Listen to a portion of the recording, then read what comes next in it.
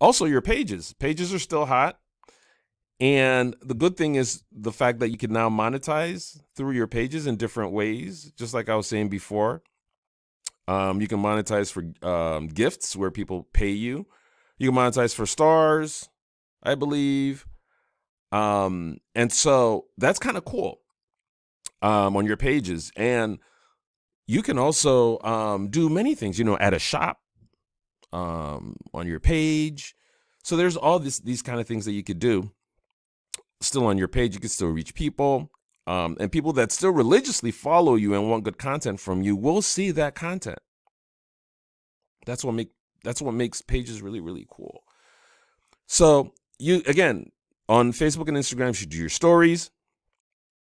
You should do your reels. Very, very important. Reels. Take that from me. Reels is huge.